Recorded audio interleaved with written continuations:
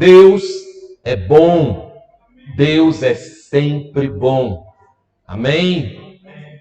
Fala com quem está perto de você. Se você está sozinho, faz um sinal para alguém e diga aí: Deus é bom. Deus é sempre bom. Você não vai ver aí os lábios da pessoa falando, né? Todo mundo de máscara, mas você pelo menos assim imagina, assim, né? Essa é uma declaração que precisamos fazer em todo o tempo. Deus é bom e a bondade se renova a cada manhã. As misericórdias do Senhor se renovam a cada manhã. O amor leal é revelado para nós a cada manhã. Amém? O amor leal do Senhor. Nós falamos sobre isso. Eu falei sobre isso essa semana na live que estamos fazendo todo dia às 6:30 da manhã. Então, não ouvi nenhum glória a Deus, nem misericórdia. Tem a turma do misericórdia e a turma do glória a Deus, né? Glória a Deus que tem misericórdia às 6:30. Bom, você pode ouvir às 6:30, você pode entrar lá no Instagram da igreja, no IGTV, né? E você consegue acompanhar todos os dias. É a oportunidade de você meditar, refletir um pouquinho sobre a palavra do Senhor a cada dia. Todos os dias às 6:30, nós vamos continuar nesse mês de março, né? Agora, começando amanhã, o próximo mês de março, e nós vamos continuar durante esse mês. Então, se programe para estar lá, para compartilhar, para ouvir essa palavra no nome de Jesus. Amém? Teve uns corajosos que falaram amém, assim. Eu ouvi um amém lá no fundo, assim, amém, é porque estava abafado pela máscara. Né? Obrigado, queridos. Eu quero te convidar a orar agora, pedindo ao Espírito Santo, obrigado, pedindo ao Espírito Santo para falar com você.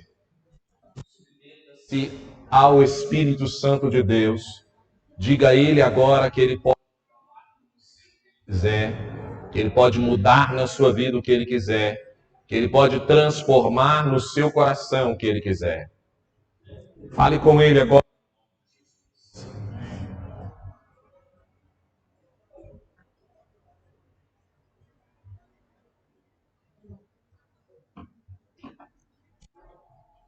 Glória a Deus.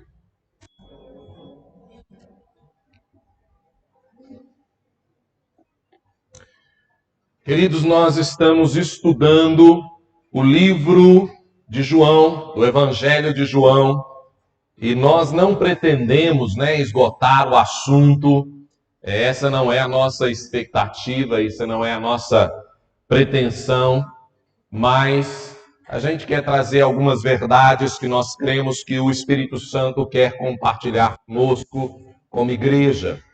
O Evangelho de João, ele revela ali princípios maravilhosos. Na semana passada nós começamos o capítulo 8, falamos ali da mulher adúltera, que foi pega em adultério, e nós queremos continuar nessa sequência, compartilhando com você um pouco mais daquilo que o Senhor tem para a gente. E para isso eu gostaria que você entendesse o contexto. Lembrando ali, quando a gente olha a palavra, ela tem sempre revelações que se aplicam à sua vida hoje, e ela tem contextos e revelações que têm a ver com todo o contexto onde ele estava escrito. E ali no capítulo 8, Jesus tinha chegado, ele tinha ido para uma festa, uma grande festa, que era a maior festa de Israel. Os seus familiares antes tinham insistido para ele ir fazer uma coisa publicamente. Ele falou, não, pode ir, não chegou a minha hora. Mas depois Jesus vai com calma, e ele começa a ensinar aqui e ali. E os mestres da lei, os fariseus, os doutores da lei que estavam ali, eles estavam enfurecidos porque Jesus estava lá, ele ensinava com autoridade que eles não tinham, ele curava aos sábados, ele manifestava uma nova presença e ensinamento do reino dos céus, que eles nunca tinham experimentado, que eles não viviam. Então, quando você lê o capítulo 8 aqui, todo o capítulo 8, ele diz respeito a esses homens da lei, a esses doutores ali da religião e da lei do povo judeu, tentando pegar Jesus em alguma coisa que ele falasse. Então eles começam, esse capítulo começa com eles trazendo a mulher adulta, e a gente já falou sobre isso na semana passada. Se você não ouviu a palavra, eu quero te incentivar a ir lá procurar no YouTube, no nosso canal. Se você não está inscrito, inscreva-se, ouça a palavra. E aí os discípulos, os doutores da lei começam com essa pegada de tentar pegar Jesus, e eles trazem a mulher adúltera, Jesus refuta, e eles continuam, e tudo que Jesus fala, eles vêm tentando desacreditar o que Jesus fala. Então, na sequência, Jesus começa a dizer, olha, ali no capítulo 8, depois Jesus diz assim, eu sou a luz do mundo, eu sou a luz do mundo, quem me segue nunca andará em trevas, mas terá a luz da vida. E aí eles dizem, não, você não pode dar testemunho de você, não. Lá na lei fala que outro dê testemunho da gente. Você não pode, seu testemunho não é verdadeiro. O que eles estavam ali, na verdade, não é preocupados com se o que Jesus estava dizendo era verdade ou não. O que eles queriam era uma oportunidade de provar que eles eram melhor do que Jesus. Uma oportunidade de pegar Jesus em algum detalhe, em alguma vírgula, em algo que ele falasse de errado, para que eles pudessem acusá-lo depois, diante das autoridades, diante da lei, para que eles pudessem prendê-lo, mandar matar. E eles passaram, então, grande parte da vida deles naquela época se esforçando para isso. No meio deste contexto, aonde os doutores da lei estão ali tentando pegar Jesus naquilo que Jesus vinha ensinando para as pessoas, nós chegamos ali no capítulo 8, Tudo que nós vamos falar hoje tem a ver com o capítulo 8, do versículo 12 ao 59. Nós não vamos ler tudo, mas eu quero ler ali, em especial, o capítulo 8, versículo 23 ao 32. João 8, capítulo 20, versículo 23, diz assim, mas ele continuou, vocês são daqui de baixo, eu sou lá de cima. Vocês são deste mundo, eu não sou deste mundo. Eu lhes disse que vocês morrerão em seus pecados, se vocês não crerem que eu sou. De fato, morrerão em seus pecados. Quem é você? Perguntaram eles.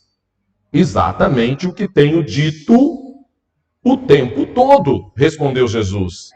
Tenho muitas coisas para dizer e julgar a respeito de vocês, pois aquele que me enviou merece confiança, e eu digo ao mundo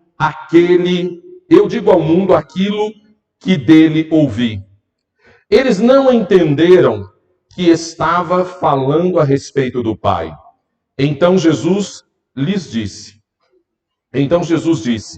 quando vocês levantarem o Filho do Homem, saberão que eu sou, e que nada faço de mim mesmo, mas falo exatamente o que o Pai me ensinou. Aquele que me enviou está comigo. Ele não me deixou sozinho, pois sempre faço o que lhe agrada. Tendo dito estas coisas, muitos creram nele. Disse Jesus aos judeus que haviam crido nele, se vocês permanecerem firmes na minha palavra, verdadeiramente serão meus discípulos, e conhecerão a verdade, e a verdade vos libertará. Então, esse aqui é um contexto onde Jesus estava ali no meio de uma situação onde as pessoas queriam o tempo inteiro pegar Jesus em alguma coisa. E ele, no meio de todos os ensinamentos que ele vem trazendo, ele vai dizendo isso aí que nós lemos, dizendo, olha, eu sou lá de cima, vocês são de baixo. Ele falou, se vocês não se arrependerem dos seus pecados, vocês vão morrer nos seus pecados. E ele vai ensinando a respeito do reino de Deus.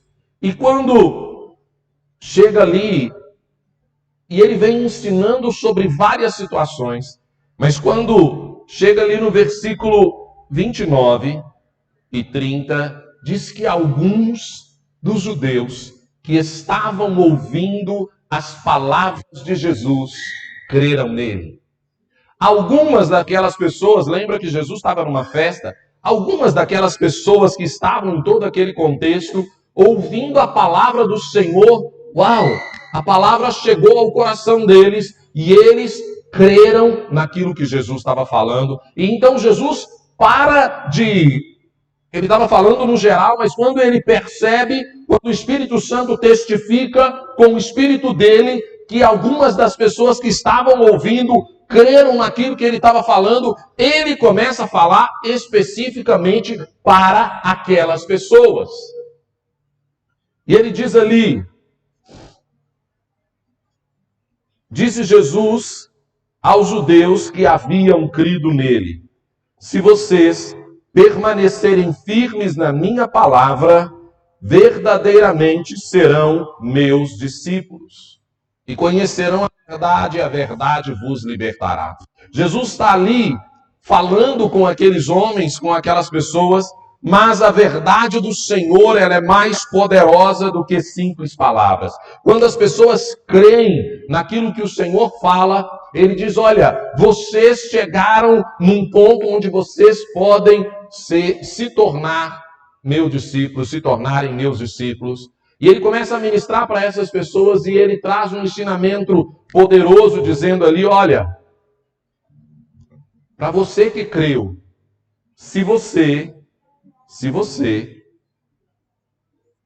continuar, se você der ouvido, permanecer firme nas minhas palavras, você verdadeiramente será meu discípulo.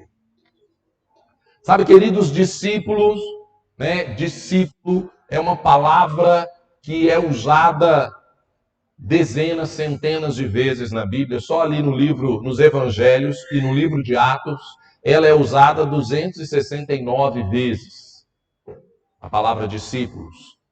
Porque Jesus ele veio para fazer a obra de salvação, de libertação, mas ele veio para fazer discípulos. E ele empenhou grande parte da vida, do ministério, do trabalho dele, fazendo discípulos. E ele traz aqui, quando ele começa a falar, as pessoas creem nele, ele diz para eles, olha, se você verdadeiramente, se você ouvir as minhas palavras, se você permanecer firme nas minhas palavras, você será meu discípulo.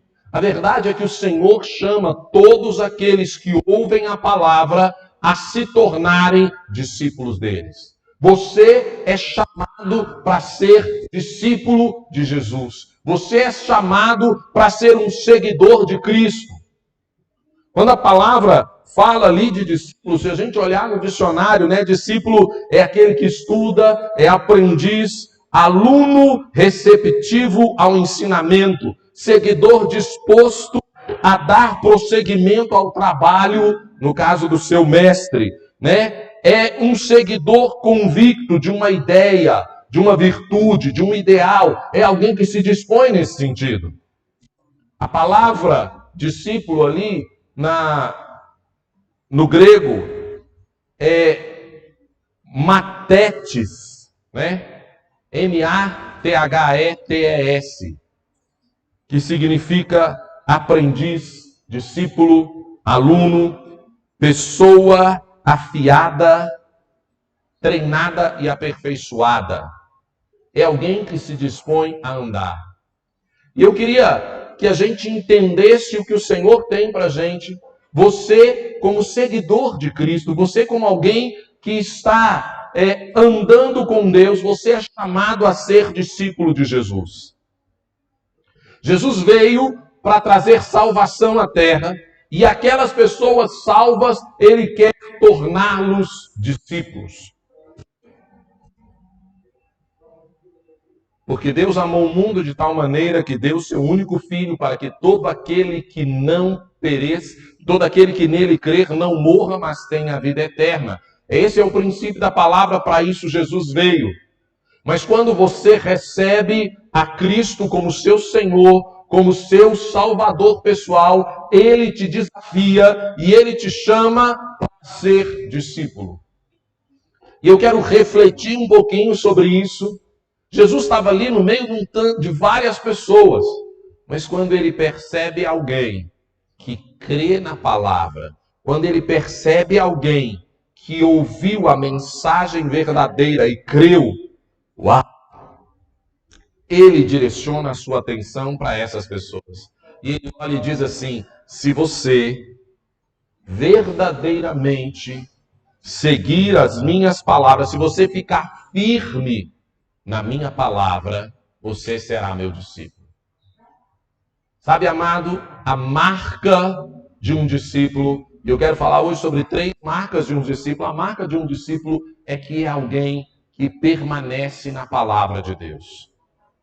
Alguém que segue a Cristo, que diz que segue a Cristo, mas não permanece firme nos ensinamentos que Jesus deu, não é discípulo de Jesus. O verdadeiro discípulo, Jesus disse, vocês serão se permanecerem firmes na palavra. E você precisa amar a palavra, você precisa se importar com o que Jesus disse. Você precisa investir tempo do seu dia, das suas horas. Você precisa investir tempo aqui na palavra, naquilo que Deus tem para você. Jesus fala sobre várias características dos discípulos, sobre várias características daqueles que são seus discípulos. E aqui eu não estou dizendo discípulos apenas dos 12 apóstolos, eu estou dizendo discípulo daquele que segue a Cristo. Porque aqui ele não estava falando para os apóstolos, né? Ele não estava aqui ensinando para os 12 apóstolos, para os 12 discípulos, aqueles 12 perto. Ele estava ensinando no meio da multidão, ele percebeu alguém que creu e ele disse, ei, você pode ser meu discípulo se você permanecer firme na minha palavra. Então, a pessoa que é discípulo de Jesus é aquele que permanece firme na palavra. Jesus depois nos fala em outros lugares sobre isso, sobre discípulos, né? Quando Jesus olha para a vida dos discípulos, lá em João 13, do versículo 33 ao 35, ele diz algo, ele diz, olha, se você amar o seu próximo como eu te amei, você será meu discípulo. Amem uns aos outros como eu amo vocês, vocês serão meus discípulos. O discípulo é alguém que recebeu o coração do Pai. Quando a gente pensa no discipulado, né, no discípulo, às vezes a gente tem uma ideia muito enfraquecida do que é ser discípulo por causa da nossa cultura. Não se faz hoje, a gente não tem um entendimento total porque a gente não tem essa referência na nossa cultura. Discípulo é aquela pessoa, né, que segue um mestre, que segue o ensinamento de alguém, mas era alguém que se dispunha a estar o tempo todo com ela. Discípulo não era alguém que encontrava de vez em quando. O discípulo era aquela pessoa que largava e ela dizia, olha, eu vou seguir essa pessoa, né? Dizia-se que quando eles tinham um ditado dizendo que você precisa estar perto o suficiente para estar na sombra do seu mestre. Se você segue, se você é discípulo de alguém, você precisa estar na sombra dele. Na sombra do Senhor. Sabe aquela coisa, você precisa estar do lado. Você precisa entender. Quando a Bíblia fala sobre discípulo, Jesus está dizendo assim, olha, para que você seja meu discípulo, para que verdadeiramente você ande comigo todo o tempo, você precisa ouvir as minhas palavras, prestar atenção às minhas palavras. E aqui, na primeira coisa, quando Jesus fala ali no capítulo 8, ele diz assim: se você der a atenção devida, se você seguir as minhas palavras, você é meu discípulo. Quando chega lá em João 13, Jesus diz assim: se você amar como eu amei, não é mais apenas ouvir, tem a ver com aprender e ter o mesmo coração que o mestre teve. Jesus nos chama a aprendermos com ele as palavras dele. Ele nos chama a aprendermos com ele o coração dele. Jesus diz assim: olha, amem uns aos outros como eu vos amei, e vocês serão conhecidos como meus discípulos. A marca de um discípulo é que ele ama como Jesus amou. É que ele está disposto, como Jesus amou, ele está disposto a dar a vida dele pelo outro. Ele investe o seu tempo, o seu coração, o seu recurso. Ele investe a sua vida. Ele investe quem ele é para abençoar o outro. Foi isso que Jesus fez. Debaixo da orientação do Pai. Você vai fazer isso debaixo da orientação de Jesus, né? Jesus diz: olha, ouça as minhas palavras. Perceba que quando lá no capítulo 8, quando Jesus diz assim, vocês precisam ser meu discípulo, ele estava dizendo assim, eu sou discípulo do Pai. Porque ele olha e diz assim, logo nos versículos anteriores ao que nós lemos, ele diz assim, eu ouço o Pai falando, e eu falo do que eu ouvi o Pai falando. Eu só compartilho e eu só faço o que o Pai me mandou fazer. Eu só falo o que o Pai me falou. E logo depois ele diz assim, se você quiser ser meu discípulo, você precisa ouvir e fazer o que eu estou te falando. Ele estava dizendo assim, olha, eu sou discípulo do Pai. Eu sou discípulo de Deus Pai. E quando ele vai trazendo essa declaração, eu quero trazer para você, no nome de Jesus, uma pergunta: você é discípulo de Cristo? Você é verdadeiramente discípulo do Senhor? A palavra dele ocupa o lugar que precisa ocupar? Se você permanecer firme na minha palavra, preste atenção, não é você conhecer a minha palavra, você fazer um seminário, você estudar, você pegar 50 livros sobre teologia, sobre escatologia, isso não faz de você um discípulo, isso faz de você um estudioso. Talvez faça de você um teólogo, mas não faz de você um discípulo. O problema hoje que grande parte da igreja tem enfrentado é que eles têm seguido e ouvido e dado atenção aos teólogos e não aos discípulos. Eu não tenho nada contra a teologia, a palavra de Deus, né? Teologia é o estudo de Deus, e quando ele é bem embasado na vida de um discípulo é fantástico. Mas quando é apenas a letra mata, mas o Espírito vivifica. Você precisa andar com discípulos e não com teólogos. Você precisa ouvir pessoas que são discípulos de Cristo e não apenas estudiosos da palavra. O fato de você saber tudo da palavra não torna você um discípulo, porque Jesus diz que você precisa permanecer na palavra. Você precisa viver a palavra. Lá em João 13, Jesus diz, você precisa amar como eu amei. E aí ele está falando de você aprender. Pensa nessa característica, nessa declaração de Jesus, você precisa amar como eu amei, para os discípulos, para quem andava perto dele. Jesus andava com aquelas pessoas que ninguém queria andar. Quando os leprosos chegavam, os leprosos pela lei não poderiam ficar dentro da cidade. Eles tinham que viver nos campos, então eles viviam em cavernas, eles viviam em lugares separados, eles viviam no meio dos lugares distantes para não contaminar o resto da população. Eles eram isolados e eles viviam lá nesses lugares isolados. E a palavra de Deus fala que Jesus várias vezes encontrou-se com os leprosos, ele amou os leprosos, ele curou os leprosos. Ele abençoou a vida deles.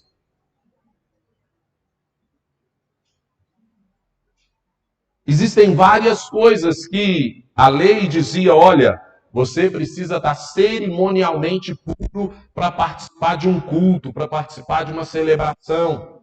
Jesus várias vezes, por amor às pessoas, ele quebrou aquele protocolo para que a pessoa se sentisse amada, fosse curada, fosse restaurada. Nossa, mas agora você não está cerimonialmente puro para participar daquela celebração. Mas eu consegui amar, eu consegui abençoar, eu consegui curar aquela pessoa, eu consegui trazer libertação àquela pessoa. O coração de Jesus era o coração de amar a Deus acima de todas as coisas. Ele diz, ao Senhor eu ouço. E era o coração de amar o próximo como a Ele mesmo, né? Porque Ele diz, ame o seu próximo como eu te amei. E a terceira marca de um discípulo que eu queria citar hoje, para a gente poder finalizar esse momento de reflexão na palavra, é lá no Evangelho de João, no capítulo 15, do versículo 1 ao 8. Jesus vai falando sobre nós estarmos nele.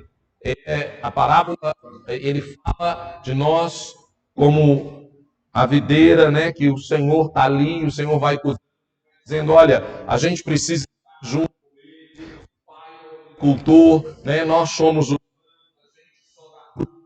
estiver nele. E do versículo 1 ao versículo 7, Jesus vai falando que ele é a videira, ele começa dizendo, eu sou a videira verdadeira, meu Pai é o agricultor, todo ramo que estando em mim não dá fruto ele corta, e todo o que dá fruto ele poda para que dê mais fruto ainda.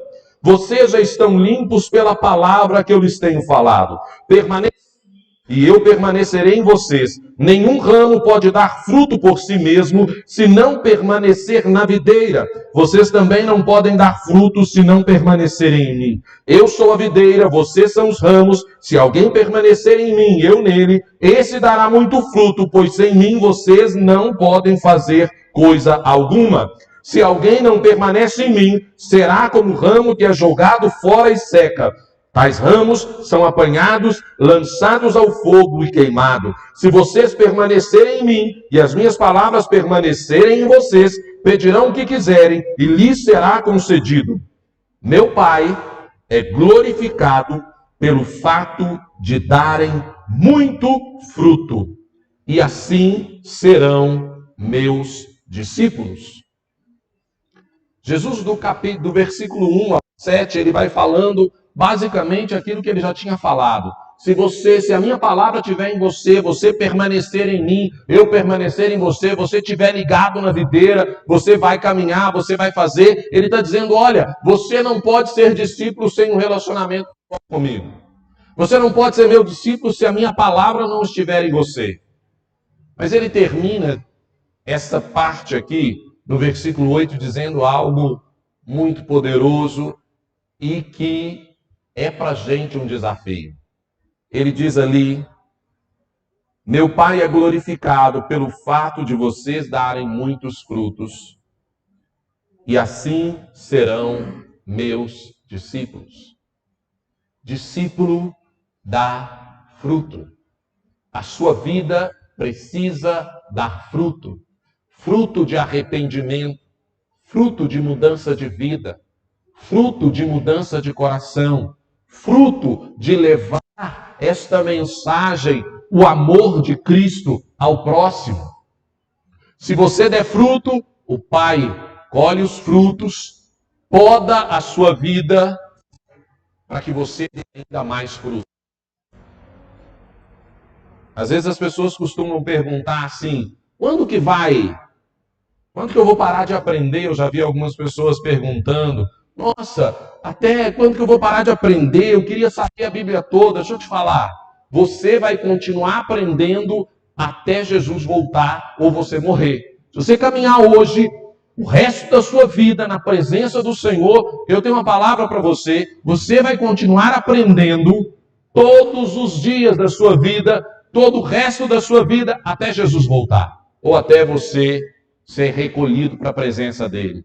Aqui diz que o pai pega aquela pessoa, mas a pessoa já está lá, ela está madura, ela está dando fruto, ela é serva do Senhor, ela está vivendo aquilo que Deus tem. Glória a Deus, a Bíblia diz assim, o pai vai lá, vai colher os frutos para a glória dele, vai podar este ramo que é você, ou seja, ele vai fazer os ajustes, vai tirar aquilo que não serve, vai tirar aquilo que hoje não é mais necessário para a sua vida, que hoje não é mais suficiente, vai arrancar aquelas coisas que já estão velhas, que foram maravilhosas do passado, mas que hoje não fazem mais sentido para você. A igreja tem o hábito de manter-se com as coisas velhas. A igreja tem o hábito de abraçar as coisas antigas e dizer, Deus operou maravilhosamente nisso aqui, ninguém toca. Glória a Deus que Deus operou. Deixa Deus podar. Porque o novo precisa da energia que o velho está consumindo. Quem define o que é velho e o que é novo? O pai, que é o agricultor. Mas preste atenção, ele vai podar a sua vida. Ele vai tirar da sua vida muitas coisas. Pastor, mas tem tanto tempo que eu estou caminhando com Deus, eu estou andando, o cara já é um pregador, ele já tem um ministério grande, ele já caminha, já dá muito fruto na vida dele. Que bênção! Mas deixa eu te contar, Deus vai podar. Se você deu muito fruto, glória a Deus, Deus vai colher os frutos e vai podar a sua vida, ele vai ajustar a sua vida. Para quê? Algumas pessoas às vezes acham que a poda é um castigo. Já viu? Algumas pessoas, quem aqui já viu quando a árvore é podada ou quando uma planta é podada? Quando chega alguém inexperiente e diz, por que você está fazendo isso com ela? Ela dá tanto fruto, está tão bonito, deu tanto fruto, por que você está cortando a coitadinha? E às vezes as pessoas acham que poda é um castigo. A poda não é um castigo. A poda é um ajuste para que aquela planta dê mais fruto ainda. Continue com frutos vistosos, com coisas abençoadas e dando ainda mais frutos. E se a gente pensar que o agricultor que está fazendo isso é o pai, então você pode confiar que é para dar mais fruto ainda. Mas eu tenho visto muitos cristãos achando que a poda é um castigo. Deus, por que o Senhor está fazendo isso comigo? Por que eu não posso mais fazer daquele jeito? Por que essa coisa está mudando? Tão bom desse jeito e agora eu perdi aquele negócio, que ótimo. Esse galho, essa rama aqui, essa ponta, deu tanto fruto, que foi uma bênção para a glória de Deus, mas agora ela precisa da tesoura. Agora ela precisa ser podada para que nasça um broto novo, com força, com energia, com graça suficiente para segurar os frutos que Deus tem. Não confunda a poda do Senhor na sua vida com castigo, com obra do diabo. Não é porque o diabo está tirando aquele negócio. Meu querido, muitas vezes é Deus quem está tirando. É Deus quem está mudando. Senhor, mas eu trabalhei tanto tempo naquele lugar, que ótimo. Agora é hora de ir para outro lugar. Senhor, mas eu trabalhei tanto tempo naquela igreja, que ótimo. Agora é hora que o Pai está te colocando em outra congregação local. Entenda, você é discípulo quando dá muito fruto. O Pai é glorificado quando você dá muito fruto, e Jesus diz, aí sereis meus discípulos. Assim serão meus discípulos. Você precisa dar fruto na sua vida, na sua casa, no seu ministério, no seu relacionamento com Deus.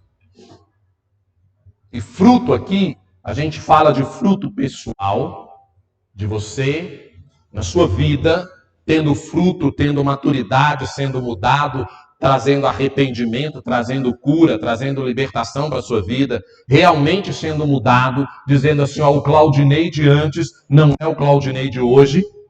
E fruto aqui significa também compartilhando e levando o evangelho para aquelas pessoas que estão perto de você. Eu não estou dizendo que todo mundo aqui é evangelista, né? O evangelista, o cara consegue pegar, caiu uma folha no chão, ele pega a folha, olha essa folha caiu aqui, fala de Jesus pro cara. Eu falei, Jesus, cara é fantástico. Né? Tem gente que ele olha, você está andando assim, tropeçou e... Não estou dizendo que todos são evangelistas, né?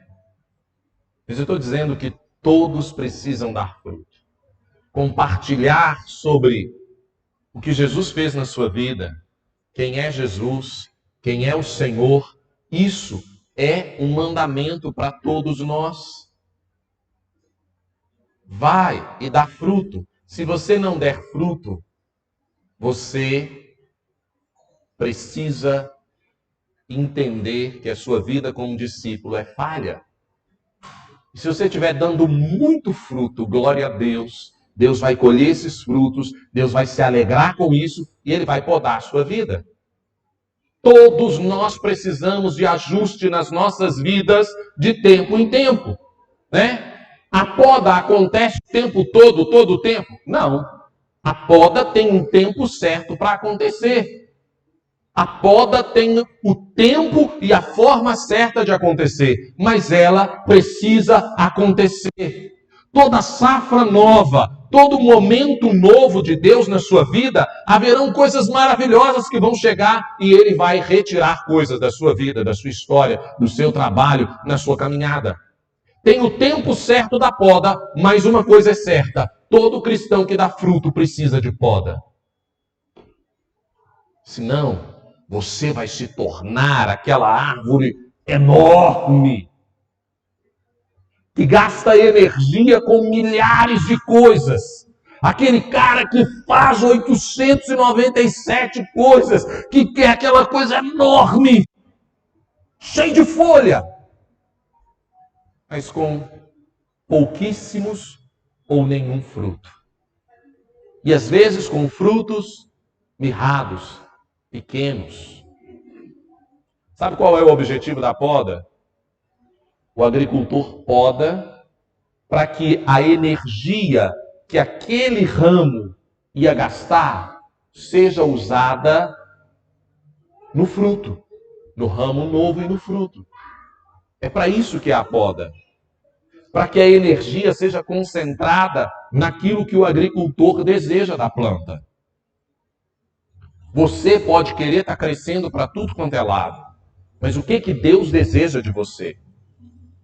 Talvez você esteja pensando, não, esse ramo aqui na minha vida, no meu ministério, no meu trabalho, isso aqui vai crescer. E aí chega Jesus lá com um tesourão e aí você fica assim, Deus, eu fui traído. Não, você foi podado.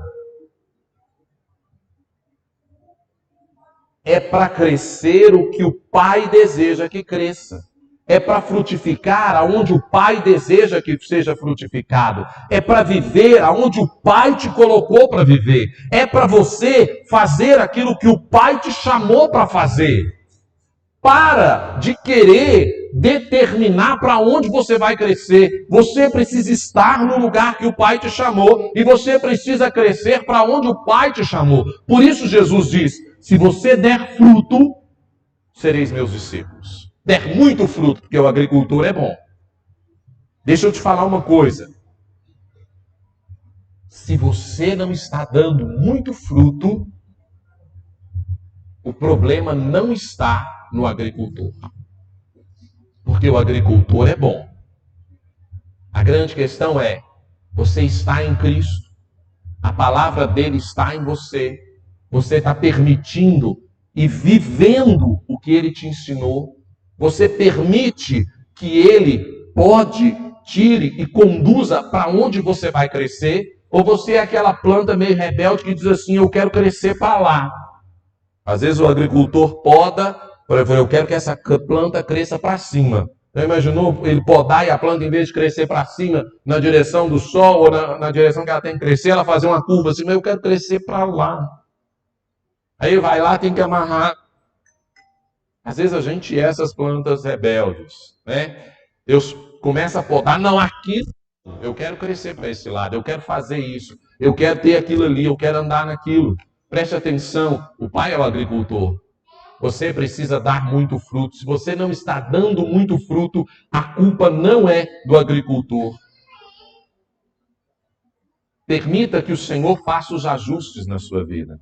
Sabe, queridos, quando Jesus começa a ensinar as pessoas ali sobre discípulo, e ele diz, olha, se você ouvir as minhas palavras, se você permanecer firme na minha palavra, você vai ser discípulo. Sabe por quê? Porque a palavra limpa o nosso coração. Lá em João 15, Deus diz assim, você está limpo pela palavra que eu tenho falado com você. Vocês já estão limpos. É a palavra de Deus que Deus usa para podar o seu coração. É a palavra que Deus usa para liberar e para estabelecer os limites aonde você vai crescer e frutificar. É a palavra de Deus que Deus usa.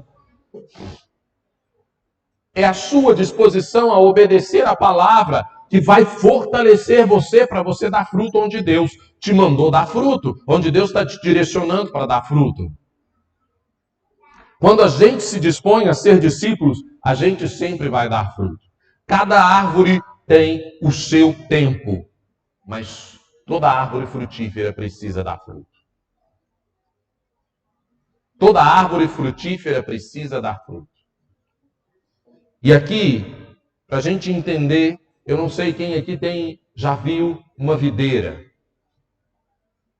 A videira, quando ela está na época de frutos, ela cobre um local e ela fica coberta de folhas e os frutos enormes, os cachos de uvas bonitos, eles começam a pender para baixo assim, eles ficam pendurados. É fantástico.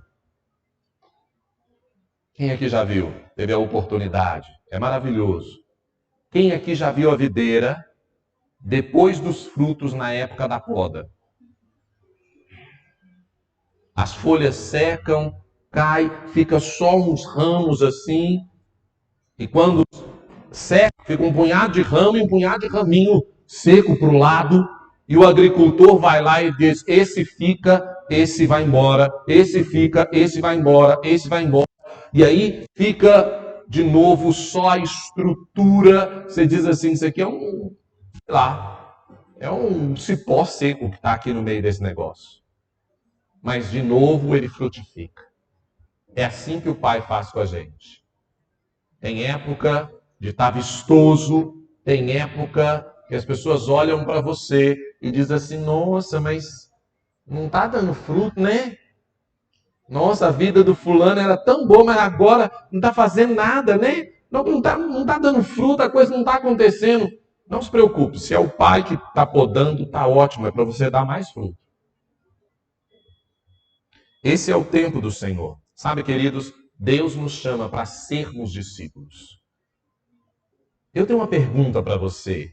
À luz desses ensinamentos de Jesus, você tem sido discípulo de Cristo? Você é discípulo do Senhor? Vou até beber uma aguinha para você ter tempo de pensar sobre isso.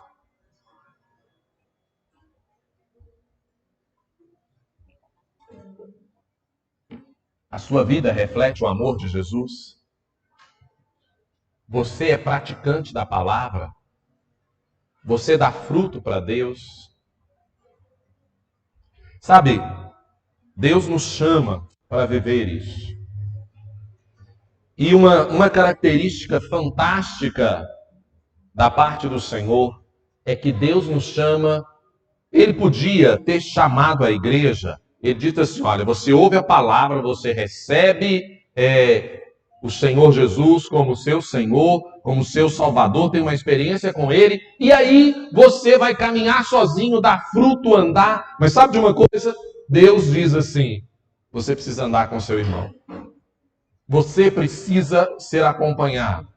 Você precisa dar fruto e você precisa frutificar. Você precisa andar com o seu próximo. E Jesus nos deixou um modelo de igreja, né? Que é um negócio mais maravilhoso, operar no meio de vocês, através de vocês. E Deus, assim, estabeleceu a sua igreja, que somos nós. E nesse lugar acontece o discipulado, nesse lugar acontece... O que é o discipulado? É quando um discípulo mais velho, alguém com mais experiência, falando na realidade da igreja, né? Alguém com mais experiência te ajuda a seguir os passos do mestre. Alguém que está alguns passos à frente, pega alguém que está chegando e diz assim, vamos caminhar junto. E aí essa pessoa que está chegando, ela é ensinada a viver essa mensagem, esse evangelho. E algumas características finais na vida do discípulo, para a gente poder finalizar, é que Jesus, ele chamou os discípulos. Ele foi lá e ele disse assim, me segue. Mas a escolha de seguir foi do discípulo e não de Jesus. A escolha de Jesus foi dizer assim, ei, me segue, anda comigo, vem cá, eu quero ser o seu mestre, eu quero te ensinar as coisas que o Pai está me ensinando. Essa foi a postura de Jesus. Vem comigo e eu te farei pescador de homens. Né? Essa é a chamada de Jesus para nós. Mas a decisão de andar e ser discípulo não foi de Jesus, foi do próprio discípulo. Você pode ser chamado por Deus para viver grandes coisas na sua vida, mas se você não escolher andar com Ele, você nunca vai chegar. Você nunca será discípulo, você nunca vai alcançar o que Deus tem para você. A decisão é sua. A decisão de obedecer a Deus é sua. A decisão de ouvir a palavra é sua. A decisão de ser fiel é sua. A decisão de ser discípulo é sua. A decisão de levantar todas as manhãs e dizer assim, eu vou andar com Jesus. Eu vou andar lado a lado com Ele. Eu vou estar junto com Ele. É sua. A decisão de levantar de manhã e congregar é de quem? É sua. A decisão de viver ao lado de Cristo é sua. A decisão de obedecer a Deus é sua. Deus te chama. Mas a decisão continua sendo sua. É você quem determina se você será ou não discípulo de Jesus. Porque a decisão é sua. Jesus te chama. Amém? Quando a gente olha para isso, aqui na igreja a gente está começando um programa de discipulado, né? E se você quer ser discipulado, então você pode depois procurar a Edna, né? Ou se você... Edna, mulher mais bonita do planeta, ela foi ali, se olhar, se você vê alguém, é fantástico, é linda, né? Você fala, é ela, né? Ela está ali, você pode procurar ela e dizer assim, olha, eu quero participar do discipulado, eu quero ser discipulado, né? E a gente tem um programa que a gente está começando, mas eu quero dizer, a escolha é sua. Os discípulos, para andarem com Jesus, eles foram tremendamente desafiados.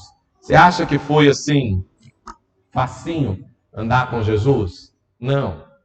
Mas eles chegaram onde Deus chamou eles para chegar. E eu queria dizer uma última palavra aqui. Eu sei que tem pessoas que estão nos escutando.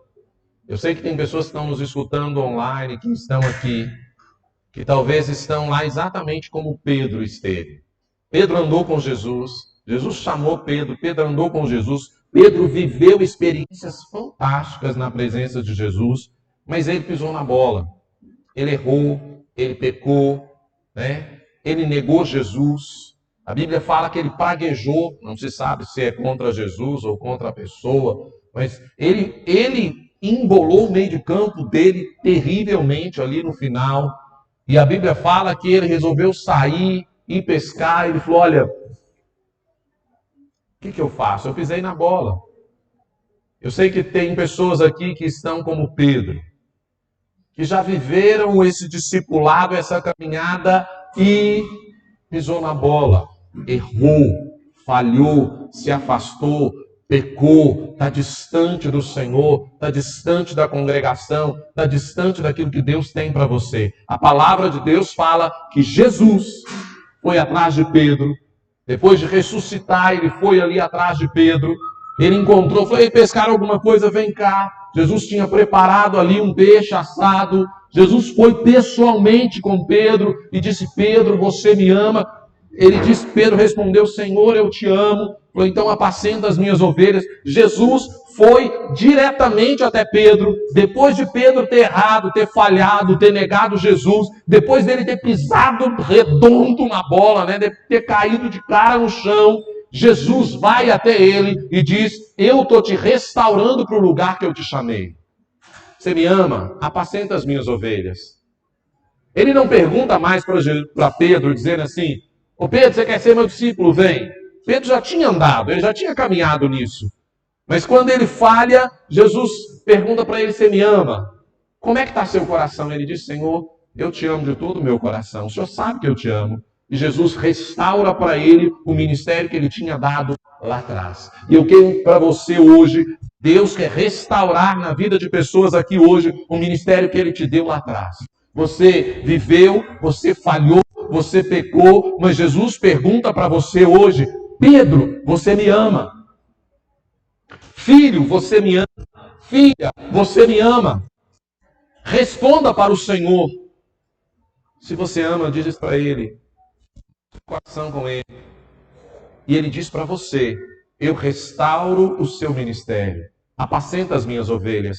Eu não sei para que Jesus te chamou, eu não sei aonde ele vai te usar no reino dele, mas eu sei que se você se arrependeu, se você o ama, Deus pode restaurar o seu ministério, Deus pode restaurar o seu chamado, Deus pode restaurar a sua vida. Deus está dizendo para você: filho, você me ama?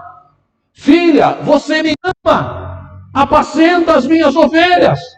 Apacenta as minhas ovelhas. Eu restauro na sua vida o chamado. Eu restauro na sua vida o seu ministério. Eu estou restaurando você para aquilo que Deus deseja.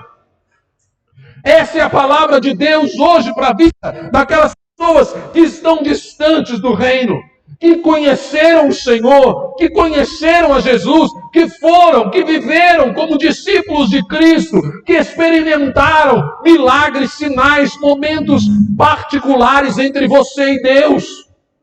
Mas você se afastou do reino, você se afastou do que Deus te chamou, você traiu o Senhor, você negou o Senhor, você foi para onde o seu coração queria. Amado, arrependa-se e volte. E a pergunta de Jesus para você hoje é: filho, você me ama? Filha, você me ama? Deus conhece o seu pecado, Deus conhece o tanto que você errou, Deus conhece onde você acertou e onde você errou. E diferente lá do início, hoje Jesus vai até você e diz: filho, filha, você me ama? Para você que já viveu tanta coisa no reino de Deus, na presença de Deus, mas que está distante, a pergunta dele para você é: filho, você me ama? Responda para o Senhor. Quero orar. Oh, Deus.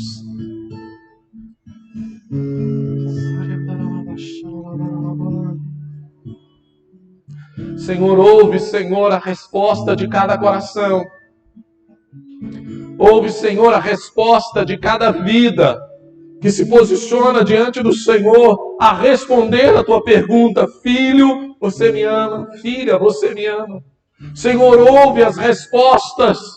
Senhor, no nome de Jesus, nós oramos que a tua graça, a tua palavra, a tua presença, o teu favor chegue nas vidas e nos corações, e as pessoas sejam restauradas na tua presença.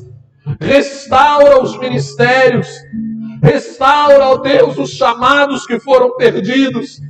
Restaura, Senhor, as vidas que se afastaram da tua presença. Restaura aqueles, Jesus, que te negaram. Restaura, Senhor. Restaura, Deus. No nome de Jesus. Restaura as vidas agora. E eu quero dizer para você, receba agora o toque do Senhor. Receba agora a palavra do Senhor dizendo: filho, filha, você me ama, apacenta as minhas ovelhas. Sabe, queridos, a restauração que Jesus estava fazendo ali não era apenas do ministério, dizendo: olha, você vai ter um ministério. Deixa eu te falar, o ministério é o menos importante. Jesus estava restaurando o relacionamento dele com Pedro. Jesus estava restaurando a intimidade com Pedro. Pedro tinha vivido tempo suficiente com Jesus para saber que o ministério dele não pode ser feito sem ele. A obra de Deus não pode ser feita sem Deus. O que Jesus estava restaurando é a identidade que ele tinha dado para Pedro. Ele tinha dado para ele um chamado, uma identidade que foi perdida, mas Cristo restaurou aquilo na vida de Pedro naquele momento. E é isso o que o Senhor está restaurando na sua vida nessa manhã, no nome de Jesus. A sua identidade como discípulo de Jesus, como discípula de Cristo, no nome de Jesus.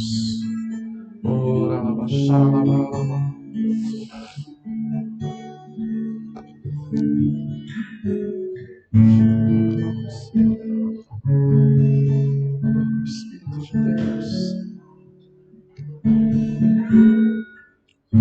Eterno Deus da criação, minha porção e provisão.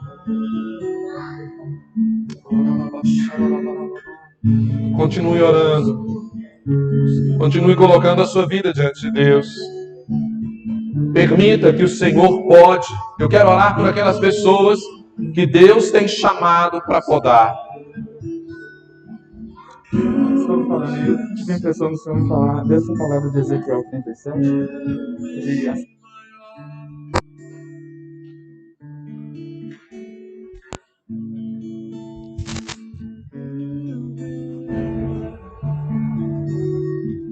Bom dia, irmãos.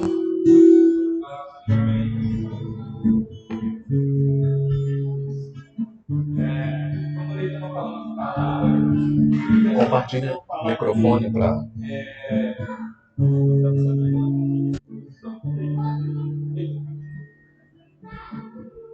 Que muitas vezes você está vendo o seu ministério totalmente sem vida. Eu acredito que todos aqui devem conhecer aquela passagem que fala em Ezequiel 37, do Vale de Ossos Secos. E muitas vezes você está vendo o seu ministério como um vale cheio de ossos, que o Senhor, que não é possível ter mais vida sobre aquilo. E eu quero trazer essa palavra para que você creia, pois o Senhor é aquele que traz a vida. Amém. Mesmo que você veja que não haja vida, mas o Senhor pediu para Ezequiel profetizar sobre aquele vale de ossos. E parte a parte, o Senhor foi trazendo vida, o Senhor foi trazendo os tendões, o Senhor foi trazendo as carnes. Então, profetize sobre a sua vida, pois o Senhor tem vida para a sua vida. Não veja que só porque você já teve experiências, e eu começo a palavra que o Ney trouxe, que é apenas agora aquele galho seco que não tem mais vida, mas quando o rio do Senhor vem, ele traz a vida dele. Então creia nessa manhã, não olhe para as circunstâncias, olhe para o Senhor, pois ele traz a vida. Então receba essa palavra dele nessa manhã, na sua vida, no seu ministério, naquilo que o Senhor quer fazer através da sua vida. Não perca tempo, meu irmão. O tempo é algo sublime, é algo que o Senhor quer fazer na sua vida. Então, não acredite que só porque você já teve várias experiências e seu tempo já acabou, não. É como o Ney falou aqui, se você decidir A partir de hoje, pro resto da sua vida, eu vou mergulhar na Bíblia e eu vou ler a Bíblia toda em 2 anos ou em 1 ano, e depois o Senhor vai parar. Não. O Senhor é novidade de vida. Eu acredito que se você conseguir ler a palavra de Deus num dia só, e amanhã você conseguir ler de novo, e depois de novo, o Senhor vai falar com você em cada um desses dias de uma forma diferente, pois o Senhor é novidade de vida. Então creia, receba essa palavra. O Senhor pode fazer através da sua vida. Não olhe para a circunstância, olhe para o Senhor. Em nome de Jesus. Eu profetizo sobre ti a vida, vida de Deus. Eu profetizo vida sobre o seu ministério. Eu profetizo vida sobre a sua vida com Deus. Eu profetizo vida sobre você, sobre a sua casa, sobre o que Deus tem para você. Que cresçam, que haja vida. Recebe o sopro do Espírito Santo sobre a sua vida. Recebe o sopro do Espírito Santo sobre a sua casa. Recebe o sopro do Espírito Santo sobre você, no nome de Jesus. Que cresçam os tendões, que cresça a pele, que o osso se junte ao seu osso, que tudo que precisa acontecer, que céus e terra se alinhem agora, que todas as coisas que precisam acontecer no mundo natural e no mundo espiritual, para que você volte a frutificar, se torne um discípulo vivo, no nome de Jesus. Que vida aconteça agora, que isso se realize, no nome de Jesus.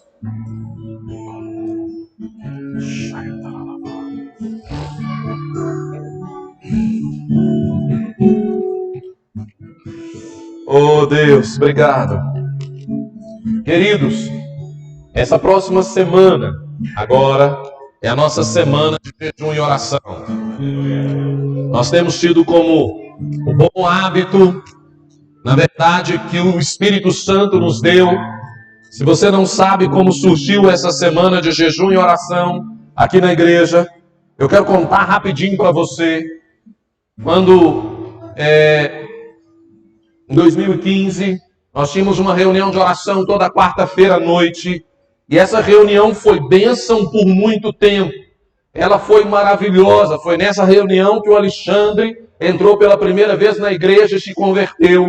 E a gente tinha essa reunião e ela foi frutífera durante muito tempo, mas depois ela começou a secar. E eu olhava para ela e às vezes a gente tinha uma pessoa na reunião de oração. Às vezes nós tínhamos 2 pessoas, eu e mais um outro irmão que era fiel. Eventualmente tinha 2, tinha 3, mas não passava disso. E eu comecei a orar e eu falei, Deus, não pode ser desse jeito. Deus, não está certo. Senhor, não tem sentido a gente ter tanta gente, tantas pessoas e ter aqui uma pessoa na reunião. Ter 2 pessoas. Eu comecei a orar, jejuar. E eu falei, Deus, eu preciso que o Senhor fale conosco. Eu preciso que o Senhor fale comigo. Nos dê uma direção, me dê uma direção. E traga para a gente uma direção específica do Senhor. E depois de alguns meses o Senhor trouxe uma direção específica. Deus falou comigo, falou, acaba com a reunião de quarta-feira, essa reunião de oração, e estabelece uma semana de jejum e oração todos os meses com a igreja. Estabelece um tema, convoca a igreja inteira para orar e jejuar durante uma semana, nas suas casas, na sua família, como pessoa, e depois, no domingo ou no sábado seguinte, faz uma reunião para entregar esse momento de jejum. E aí então nasceu a nossa semana de jejum e oração. E tem sido maravilhoso. Por que eu estou dizendo isso? Porque aquilo que deu fruto no passado, um fruto maravilhoso, né? Tantos outros frutos, precisa ser podado para que nasça um ramo novo. É um exemplo prático da poda que vem do Senhor. Então, na nossa semana de jejum e oração, começa de segunda a sábado, é a nossa semana de jejum. Então, nessa semana, nós teremos a nossa semana de jejum. E o nosso tema de jejum e oração é discípulo. Que você ore para que você seja discípulo. Que você ore para que você faça discípulo. Que você ore para que os discípulos de Cristo, os verdadeiros discípulos do Senhor, sobre esta nação se levantem.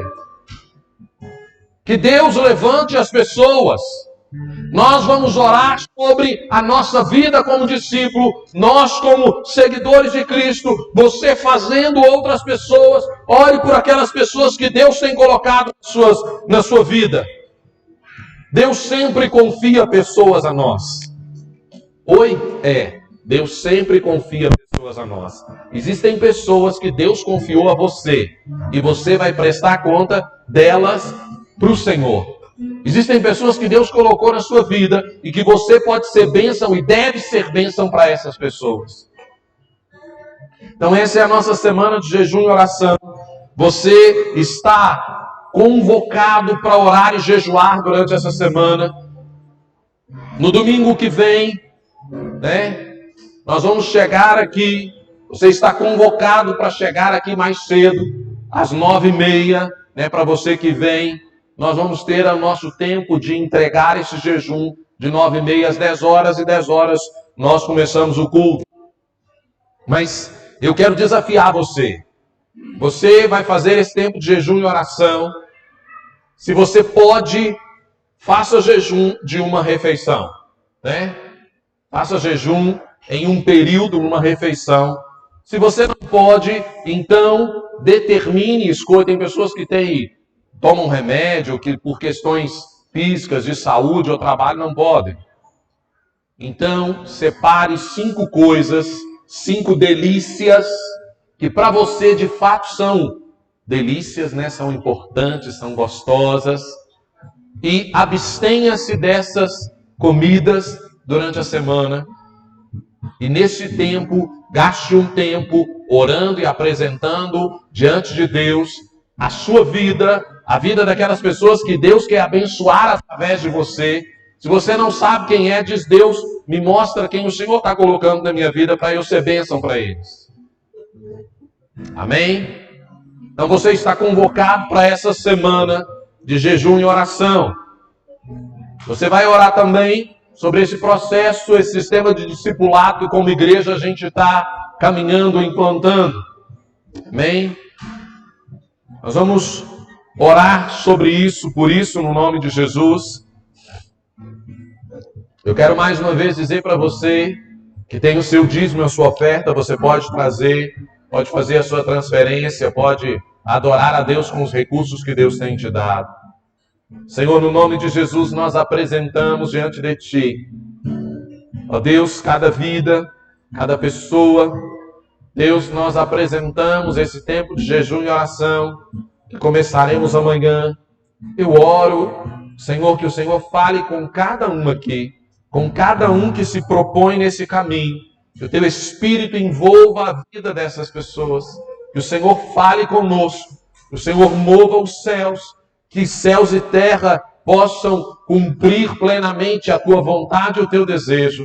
No nome de Jesus, trabalha no nosso coração, muda o nosso coração, no nome de Jesus.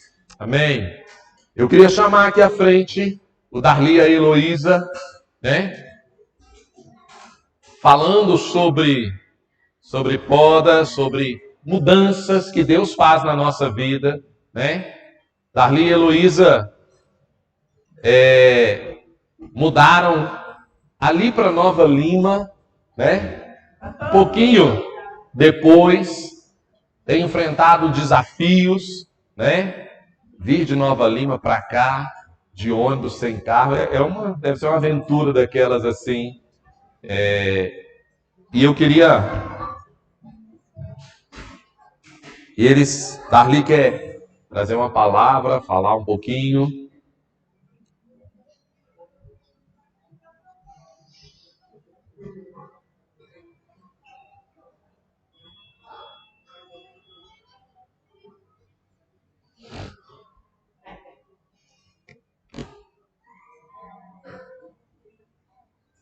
Bom dia, igreja. É muito difícil porque são 14 anos 14 anos de convivência, 14 anos servindo a igreja. A gente sempre procurou servir de alguma maneira. E Deus nos direcionou para esse lugar, aqui em Nova Lima, Água Limpa. E a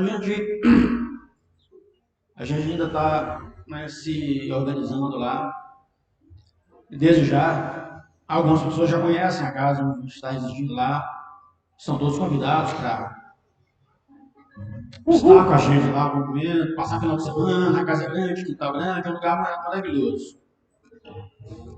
Mas o que eu queria era, a palavra hoje veio a calhar com a nossa situação, né, a poda. E inclusive a gente, é uma poda, inclusive a gente está deixando 2 raminhos aqui, né? Os nossos ramos, Luiz Carlos e Flávia, vão continuar servindo a igreja, vão continuar com vocês.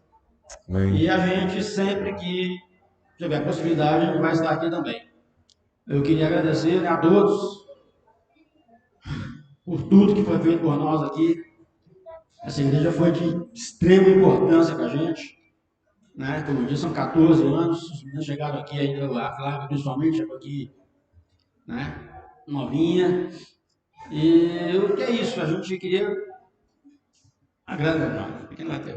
agradecer a todos vocês pelo carinho que vocês sempre tiveram com a gente. E saibam que tudo que a gente fez aqui durante esse período foi de todo o coração, foi feito com muita humildade, muito prazer, muita alegria. Amém. As que estão chegando, que a gente já tem pessoas que eu até nem conheço, porque eu já tenho 3 meses que eu já estou lá. Vocês que estão chegando, abracem essa igreja, abracem essa causa, porque isso aqui é um alicerce, isso aqui é uma coisa fantástica. Pessoas que a gente viu aqui, Pedro, a gente era novinho, várias pessoas aqui a gente conheceu ainda jovens, juniores, e hoje a gente vê aí prestando grande serviço à igreja. Então vocês que estão, né, vocês são jovens, novos, estão chegando, aproveitem a oportunidade e cresçam com a igreja. Muito obrigado, fica aqui o nosso carinho, a nossa paixão por vocês todos. Ok? Muito obrigado. Edna, faz favor, cadê a Edna?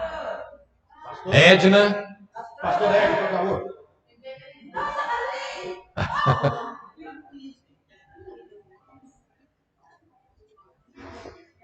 Elô?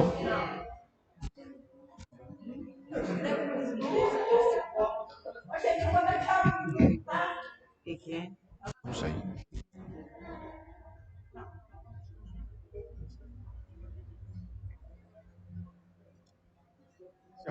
Para vocês. Opa! Hoje para minha presença eu gosto, viu? Aleluia. Obrigada. Estenda sua mão, vamos orar pela vida desses amados, preciosos. O Senhor traz quem Ele quer, Ele leva quem Ele quer, Ele é Senhor da seara. Amém. Senhor, nós agradecemos pela vida dos teus filhos, todo o tempo precioso que eles estiveram, que eles amaram, que eles serviram, que eles deram frutos aqui nesse lugar. Senhor, eu oro no nome de Jesus, nós abençoamos a vida dos teus amados, nós abençoamos a vida dos teus filhos, nós liberamos sobre a vida deles, nós dizemos, sejam prósperos, sejam frutíferos, deem frutos de maneira sobrenatural, aonde o Pai os está enviando no nome de Jesus, aonde o Pai os plantou, para a glória do nome eterno de Jesus. Senhor, sustenta-os, abençoa-os, guarda-os no nome precioso do Senhor, em nome de Jesus. Amém. Amém. Muito bem. Obrigado, amado.